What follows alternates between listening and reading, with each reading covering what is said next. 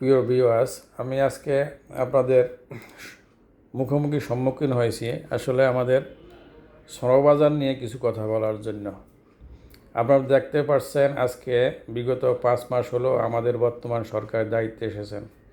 দায়িত্ব আসার পরে আমাদের শ্রমবাজার নিয়ে বিভিন্ন উদ্যোগ গ্রহণ করেছেন অত্যন্ত সূক্ষ্মভাবে। উদ্যোগ গ্রহণ পরও আপনার আজকে নতুন কোনো শ্রমবাজার সুফল দেখতে পাইনি। এর মূল রিজন হইল কিছু কুচক্রী মহল আমাদের প্রতিযোগী দেশের অনৈতিক এজেন্ডা বাস্তবায়নের জন্য এবং কিছু এনজিও তাদের অনৈতিক এজেন্ডা বাস্তবায়নের জন্য আমাদের প্রবাসী কল্যাণ মন্ত্রণালয় ঘাপটি মেরে থাকা কিছু অসাধু কর্মকর্তার সঙ্গে আঘাত করে আমাদের বাজারকে ধ্বংস করার জন্য নীল নকশা অঙ্কন করে রেখেছেন। আপনারা জানেন স্বাধীনতার পর থেকেই আর 54 বছর বিভিন্ন সময়ে বিদেশি এজেন্টগুলা আমাদের দেশকে উন্নয়নে বাধাগ্রস্ত করার জন্য প্রথমত হাতে নিয়েছেন আমাদের দেশের শিল্প কারখানা ধ্বংস করার জন্য, যেমন পাট শিল্প, চা শিল্প, চামড়া শিল্প, চিনি শিল্প। এগুলো ধ্বংস করা শেষ করার পরও যখন দেখতে পাচ্ছেন যে বাঙালি জাতি বীরের জাতি এদেরকে দাবিয়ে রাখা সম্ভব নয়। এই দেশ বিশাল শ্রমভাণ্ডার, পৃথিবীর মধ্যে অন্যতম। আপনারা দেখেন 1,44,000 বর্গ কিলোমিটার মধ্যে 20 লক্ষ জনসংখ্যা।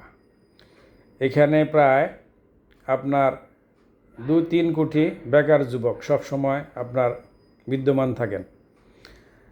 সেম নেপাল 1,47,000 বর্গ কিলোমিটার, সেখানে মাত্র 3.5 কোটি লোকের বসবাস। আমাদের পার্শ্ববর্তী দেশ ভারত, সেখানে 29টা প্রদেশ, 140 কোটি মানুষের বসবাস হলেও সেখানে একটি প্রদেশে, বাংলাদেশ সমপরিমাণ একটি প্রদেশে মাত্র লোক বসবাস করে 3.5 কোটি। তো সুতরাং সবচেয়ে জনবহুল দেশ আমাদের বাংলাদেশ। একটি মানব সম্পদ, মানব জাতি, বৃহৎ মানব সম্পদের ভরপুর আমাদের বাংলাদেশটি। আপনারা দেখছেন সরকারের মন্ত্রণালয় ঘাপটি মেরে থাকা কিছু অসাধু কর্মকর্তার জন্য আমাদের সরকার এই শ্রমশক্তিকে কাজে লাগাতে বারবার ব্যর্থ হচ্ছেন।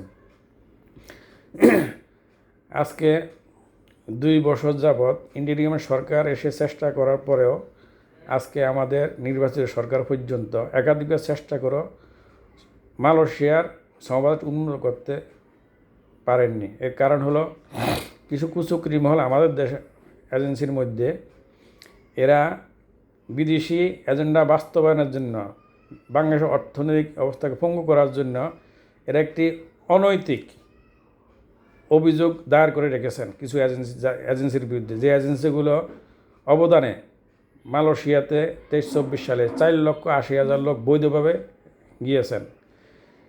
যেই রিজনে এই 2টি এজেন্সির মালিক এই কুচক্রী মহল একটি অনৈতিক অভিযোগ দিয়ে রেখেছেন, মানব পাচার এবং মানি লন্ডারিং।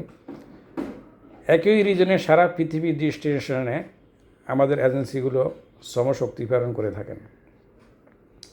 তো সুতরাং আমাদের সরকারের অদূরদর্শীর কারণে এই সঠিক কারণগুলো আজ পর্যন্ত বের করতে পারেননি। আপনারা দেখতে পাচ্ছেন গত 1 মাসে আমাদের প্রবাসী কল্যাণ মন্ত্রণালয় আমাদেরকে দুবার ডেকেছেন একটি মত বিনিময় করার জন্য, তারা করতে ব্যর্থ হয়েছেন। আমি মনে করি সরকারের মধ্যে অদূরদর্শিতা কাজ করছে। আমার মতে আমাদের প্রবাসী কল্যাণ মন্ত্রণালয় উচিত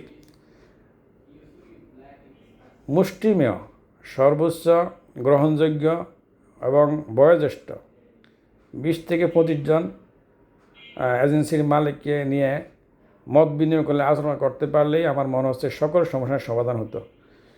কিন্তু আমাদের মন্ত্রণালয় এবং সরকার আলোচনা করেন বিদেশি এজেন্টদের সঙ্গে এবং কিছু এনজিওর সঙ্গে, যারা বিদেশি এজেন্ডা বাস্তবায়নের জন্য, বাংলাদেশে ধ্বংস করার জন্য বিভিন্ন প্রজেক্ট হাতে নিয়েছেন, তাদের সঙ্গে আলোচনা করেন।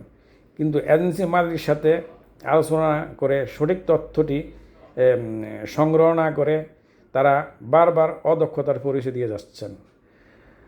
তো সুতরাং আমি আমার সরকার দৃষ্টির প্রতি আকর্ষণ করে বলবো, দেখেন এই বেকার যুবকদের ভারে আজকে ঢাকা শহর গার্বেজে পরিণত হয়েছে। বিভিন্ন প্রত্যন্ত অঞ্চল থেকে লেখাপড়া করে বেকার যুবকরা ঢাকা শহর এসে কর্মসংস্থানের লক্ষ্যে রাস্তাঘাট দখল করে হকারের সাথে সংযুক্ত হয়ে ঢাকা শহরের রাস্তাঘাট সব বন্ধ করে দেওয়ার পরিক্রমা হয়েছে এবং auto rickshaw lakh lakh auto রিক্সার সঙ্গে সংযুক্ত হয়ে গেছে এই বেকার যুবকদের।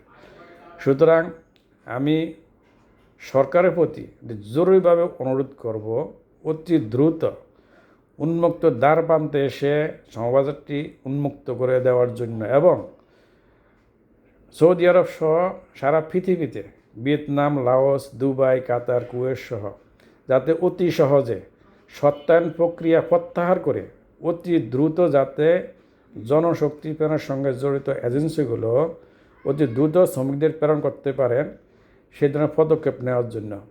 আপনার আজ বেশ কয়েকদিন থেকে লক্ষ্য করছি, আপনারা দেখছেন যে বিএমইডিতে হাজার হাজার চাহিদাপত্র সত্যায়নের নামে স্তূপ করে রেখেছেন।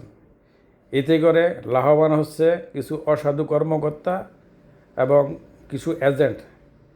এরা আজকে আমরা বিভিন্ন যারা বিদেশে যেতে পারছেন না, এই প্রবাসী কল্যাণ মন্ত্রণালয়ের অধীনে কর্মরত বিএমইডির কিছু অসাধু কর্মকর্তার অনৈতিক হস্তক্ষেপের কারণে তারা আমাদের সঙ্গে যোগাযোগ করে এয়ারপোর্ট কন্ট্যাক্ট করে যাওয়ার জন্য, বোর্ডিং কন্ট্যাক্টে যাওয়ার জন্য, কিন্তু রিক্রুটিং এজেন্সির কোনো মালিক এতে তাদের সাড়া দিচ্ছে না এবং তারা ইগনোর করছে। তখনই তারা কিছু ইউটিউবারের সাথে যোগাযোগ করে এয়ারপোর্ট কন্ট্যাক্ট করে সমুদ্রপথে, নদীপথে বিভিন্ন যাওয়ার জন্য পাড়ি দিচ্ছে। কারণ এই দেশে যে এত বেকার, এত যুবক, এরা কোথাও কর্মসংস্থান করতে পারতেছে না।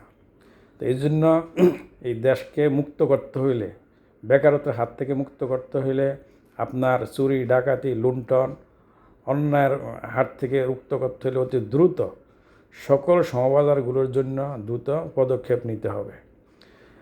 তো আমি আশা করব আমার সরকার যেন অতি দ্রুত একটি পদক্ষেপ নেন, যাতে জনশক্তি প্রেরণের সাথে জড়িত এরা সবাই অতি সহজে, অতি দ্রুত, বৈধভাবে লোক প্রেরণ করতে পারে। সুতরাং আপনারা আমাদেরকে যে ধরনের বিলেমগুলো দিচ্ছেন এটি অত্যন্ত আপত্তিকর, অন্যায়। আমি ছেড়ে দিয়ে বলতে পারি আমরা অত্যন্ত দেশপ্রেমিক। যারা রাজনীতি করেন, বিভিন্ন দলের সঙ্গে জড়িত, আপনারা যেমন দেশপ্রেমিক, আমরাও তাও কঠিন দেশপ্রেমিক। কারণ আমরা অত্যন্ত চ্যালেঞ্জ হিসাবে এই পেশাকে নিয়েছি এই দেশকে দেওয়ার জন্য, দেশকে ভালোবাসার জন্য, দেশের মানব সম্পদ উন্নয়নের জন্য, দেশের অর্থনৈতিক কাঠামো উন্নয়নের জন্য। আমরা ইচ্ছা করলে আমরা প্রত্যেকটা এনসি মালিক প্রত্যক্ষ পরোক্ষভাবে 4-5 কোটি টাকা আমাদের ইনভেস্ট করা আছে এখানে।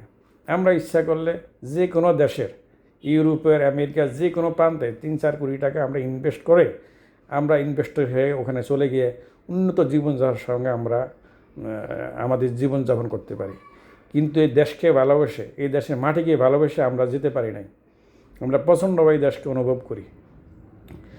আমি আমার কথাই বলবো, আমি 2013 সালে আমার ফুল ফ্যামিলি আমেরিকা পেয়েছি। আমি আমেরিকাতে গিয়েছি, কিন্তু ওখানে আমরা যেভাবে স্বাধীনভাবে চলাফেরা করতে পারি, এত আরামের দেশ বাংলাদেশ, ষড়ঋতুর দেশ, পৃথিবীর কোথায় ষড়ঋতুর দেশ নেই। আপনার পূর্বে যাবেন প্রচণ্ড ঠান্ডা, গরমের সময় প্রচণ্ড গরম, ঠান্ডার সময় প্রচণ্ড ঠান্ডা। পশ্চিমে যাবেন একই অবস্থা, উত্তরে যাবেন একই অবস্থা, দক্ষিণে যাবেন একই অবস্থা। একমাত্র বাংলাদেশ এমন একটা জায়গায় আমাদের সৃষ্টিকর্তা আমাদেরকে অবস্থান করেছেন, আমরা 6 মাসে 6 ধরনের আবহাওয়া আমরা অনুভব করি।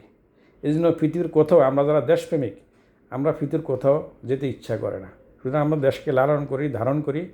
আমি আশা করব আমাদের এই ফিলিংসটি আমাদের রাজনীতিবিদগণ এবং আমাদের সরকার অত্যন্ত গুরুত্ব সহকারে অবদান করে, গুরুত্ব সহকারে নিয়ে আমরা যাতে এই দেশের সেবা করতে পারি, এই দেশের অর্থনৈতিক উন্নয়ন আনতে পারি এবং হাজার হাজার লক্ষ লক্ষ বেকার যুবকদের আরও সহজে বিদেশে কর্মসংস্থান করে পাঠাতে পারি, সেই ব্যবস্থার জন্য আমি অত্যন্ত